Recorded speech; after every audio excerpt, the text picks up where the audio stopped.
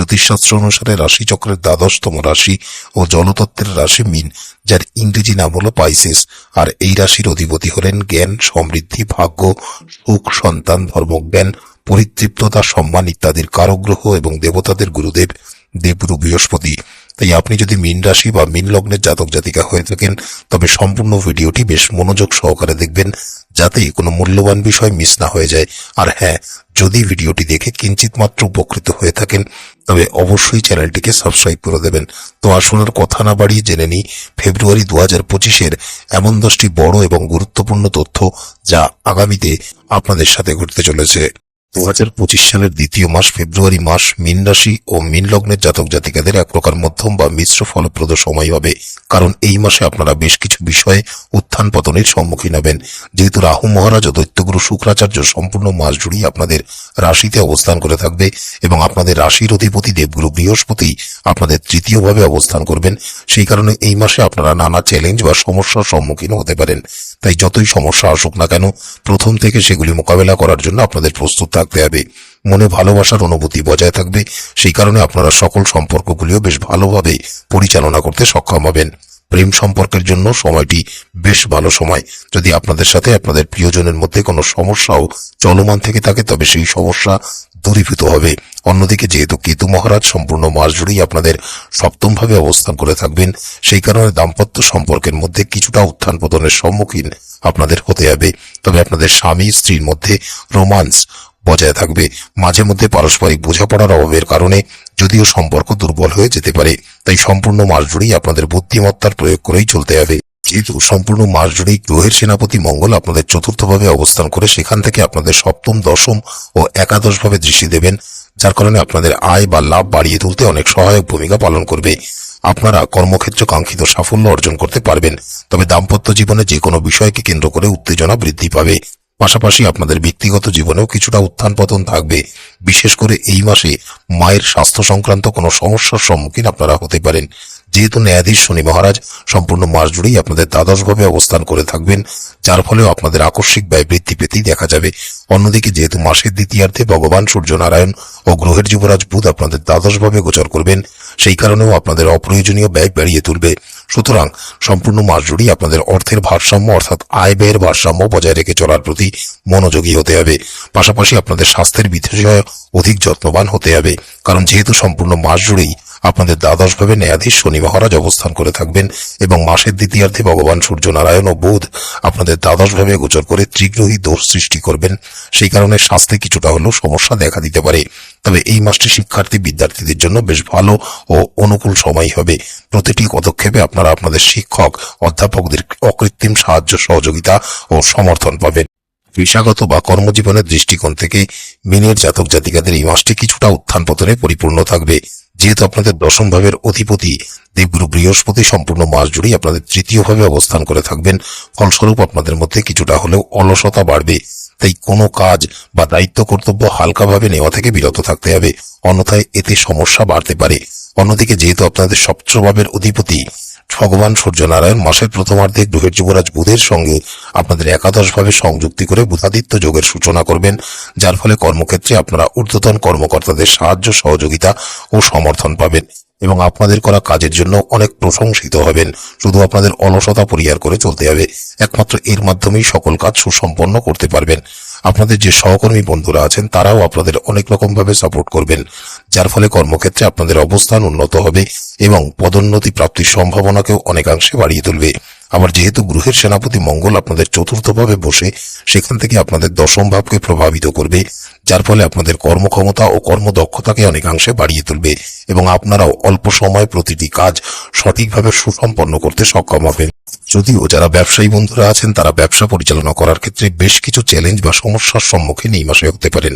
যেহেতু সম্পূর্ণ মাস জুড়েই আপনাদের সপ্তম ভাবে কেতু মহারাজ অবস্থান করে থাকবেন এবং তার উপরে মঙ্গলের দৃষ্টি আপনাদের সপ্তম ভাবকে প্রভাবিত করবে, সেই কারণে আপনাদের সাথে আপনাদের ব্যবসায়িক অংশীদার বা কর্মচারীদের মধ্যে মতপার্থক্য, দ্বিধাদ্বন্দ্ব সৃষ্টি হতে পারে ও সম্প্রীতির অভাব দেখা দিতে পারে, যার ফলে ব্যবসায় গতি মন্থর হয়ে পড়তে পারে বা হ্রাস পেতে পারে। তবে ভালো ও অনুকূল জিনিস হলো এই যে যেহেতু দেবগুরু বৃহস্পতি সম্পূর্ণ মাস জুড়েই আপনাদের সপ্তম ভাবকে প্রভাবিত করবে, যার ফলে আপনাদের ব্যবসার বা প্রাতিষ্ঠানিক অবস্থানকে আগের থেকে অনেক বেশি শক্তিশালী করে তুলবে। তবে মাসের দ্বিতীয়ার্ধে দ্বাদশভাবে ভগবান সূর্যনারায়ণের গোচরের কারণে কর্মক্ষেত্রে প্রচুর চাপ বাড়বে এবং আপনারাও তাড়াহুড়ো করে সকল কর্ম সম্পাদন করবেন। গ্রহের যুবরাজ বুধেরও কুম্ভ রাশিতে গোচরের কারণে আপনাদের ব্যবসায় যোগাযোগ বাড়বে এবং দীর্ঘদিনের পুরানো যোগাযোগ থেকেও আপনারা উপকৃত হবেন। যারা বৈদেশিক বাণিজ্য করেন বা ফরেন কারেন্সিতে ব্যবসা পরিচালনা করেন তারাও বৈদেশিক মাধ্যম থেকে এই মাসে বিশেষভাবে উপকৃত হবে। অর্থনৈতিক জীবনের দৃষ্টিকোণ থেকে এই মাসটি মিনের জাতক জাতিকারা কিছুটা হলেও উত্থান পতনের সম্মুখীন হবেন। তবে সম্পূর্ণ মাস জুড়েই আপনাদের করা ব্যয়ের প্রতি অনেক মনোযোগী হতে হবে। যেহেতু মাসের শুরু থেকেই ন্যায়াধীশ শনি মহারাজ আপনাদের দ্বাদশভাবে অবস্থান করে থাকবেন, সেই কারণে আপনাদের ব্যয় বৃদ্ধি পেতেই দেখা যাবে। তবে যেহেতু ন্যায়াধীশ শনি মহারাজের দৃষ্টি আপনাদের দ্বিতীয় ভাবকে প্রভাবিত করবে, সেই কারণে বৈদেশিক বা দূরবর্তী উৎস থেকে অর্থপ্রাপ্তির সম্ভাবনাকেও অনেকাংশে বাড়িয়ে তুলবে। অন্যদিকে যেহেতু মাসের প্রথমার্ধে আপনাদের সপ্তম ভাবের অধিপতি বুধ আপনাদের একাদশভাবে অবস্থান করে থাকবেন, সেই কারণে ব্যবসা থেকেও আর্থিক লাভ স্বল্প হলেও বৃদ্ধি হতে পারে। তবে মাসের দ্বিতীয়ার্ধে বুধ যখন আপনাদের দ্বাদশভাবে গোচর করবেন, সেই সময় ব্যবসা সম্পর্কিত ব্যয়ও বাড়বে। মাসের দ্বিতীয়ার্ধের তুলনায় প্রথমার্ধের সময়টি আপনাদের জন্য তুলনামূলক বেশি ভালো বা অনুকূল সময়। একাদশভাবে বুধাদিত্য যোগের প্রভাবে আপনাদের আর্থিক অবস্থার উন্নতি হবে। তার উপরে যেহেতু গ্রহের সেনাপতি মঙ্গল ও দেবগুরু বৃহস্পতির সম্মিলিত দৃষ্টি আপনাদের একাদশভাবে থাকবে, সেই কারণে আপনাদের অর্থলাভের পরিমাণ বা মাত্রাকেও অনেকাংশে বাড়িয়ে তুলবে। তবে মাসের দ্বিতীয়ার্ধে যখন ভগবান সূর্যনারায়ণ ও গ্রহের যুবরাজ বুধ আপনাদের দ্বাদশভাবে গোচর করবেন, যেখানে ন্যায়াধীশ শনি মহারাজ অবস্থান করে থাকবেন, এবং ত্রিগ্রহী দোষের সূচনা হবে, যার ফলে আপনাদের অপরিকল্পিত বা অপ্রত্যাশিত ব্যয় বাড়বে। তবে যেহেতু দৈত্যগুরু শুক্রাচার্য ও রাহু মহারাজ একত্রে আপনাদের রাশিতেই অবস্থান করে থাকবেন, তাই এই সংযুক্তির প্রভাবে আপনাদের ব্যয়ের প্রবণতা নিয়ন্ত্রণে রাখতে সহায়তা করবে। দেবগুরু বৃহস্পতি ও মঙ্গলের প্রভাবে আপনাদের আয় বা লাভের প্রবাহ বজায় থাকবে। আপনাদের কেবলমাত্র অপ্রয়োজনীয় ব্যয় নিয়ন্ত্রণ করে চলার প্রতি অধিক গুরুত্ব দিয়ে চলতে হবে। যদি এই কাজে সফলভাবে করতে পারেন, তবে আপনারা সঞ্চয়ে শ্রীবৃদ্ধি করতেও সক্ষম হবেন। আর্থিক দৃষ্টিকোণ থেকে ফেব্রুয়ারি মাস মিনের জাতক জাতিকাদের এক প্রকার মিশ্র বা মধ্যম প্রকৃতিরই হবে। যেহেতু আপনাদের রাশির অধিপতি দেবগুরু বৃহস্পতি সম্পূর্ণ মাস জুড়েই আপনাদের তৃতীয় ভাবে এবং তৃতীয় ভাবের অধিপতি দৈত্যগুরু শুক্রাচার্য আপনাদের রাশিতেই অবস্থান করে থাকবেন, সুতরাং এই সময় আপনাদের শারীরিক অলসতা বা দুর্বলতা বৃদ্ধি পেতে পারে। তবে আপনাদের অলসতা থেকে দূরে থাকতে হবে, কারণ অলসতার কারণে আপনাদের প্রতিটি কাজ স্থগিত হয়ে যেতে পারে। এর ফলে যে কেবলমাত্র আপনাদের কাজ ব্যাহত হতে পারে, শুধু তাই নয়, বরং আপনাদের শারীরিক ও মানসিক স্বাস্থ্য প্রভাবিত হতে পারে। অন্যদিকে যেহেতু রাহু মহারাজও আপনাদের রাশিতে দৈত্যগুরু শুক্রাচার্যের সাথে উপবিষ্ট থাকবেন এবং কেতু মহারাজ আপনাদের সপ্তমে অবস্থান করে থাকবেন, তার উপরে সপ্তম ভাবে মঙ্গলও দৃষ্টি দেবেন এবং ন্যায়াধীশ শনি মহারাজ আপনাদের দ্বাদশভাবে অবস্থান করে থাকবেন, তাই গ্রহ সমন্বয়ের প্রভাবে এই মাসে আপনাদের স্বাস্থ্য সমস্যা বাড়তে পারে। আবার একাদশভাবে বুধ ও দ্বাদশভাবে ভগবান সূর্যনারায়ণের গোচরের কারণেও স্বাস্থ্য সম্পর্কিত সমস্যা বাড়তে পারে। তাই সম্পূর্ণ মাস জুড়েই আপনাদের স্বাস্থ্যের প্রতি অধিক যত্নবান থাকতে হবে। যদি আকস্মিক কোনো স্বাস্থ্য সমস্যার সম্মুখীন হন, তবে তা উপেক্ষা না করে অবশ্যই ডাক্তারের পরামর্শ গ্রহণ করতে হবে। বিশেষ করে এই মাসে আপনারা কোন সংক্রমণ জাতীয় সমস্যার সম্মুখীন হতে পারেন এবং যা আপনাদের বিরক্তির কারণ হয়েও দাঁড়াতে পারে। পাশাপাশি যে কোনো ধরনের ইনফেকশন, অনিয়মিত রক্তচাপ, চোখ সম্পর্কিত কোনো সমস্যা, পায়ে চোট আঘাত লাগা ইত্যাদির সম্মুখীন আপনারা হতে পারেন। আবার সঠিক দৈনন্দিন রুটিন মেনে না চলার কারণে, অনিয়মিত খাদ্য খাবার গ্রহণের কারণে, অধিক তেল চর্বিযুক্ত খাবার বা বাইরের খাবার খাওয়ার কারণেও স্বাস্থ্য সমস্যা বাড়তে পারে অথবা স্থূলতার শিকার হতে পারেন। তাই সম্পূর্ণ মাস জুড়েই আপনাদের নিজেদের স্বাস্থ্যের প্রতি পূর্ণ যত্নবান থাকতে হবে।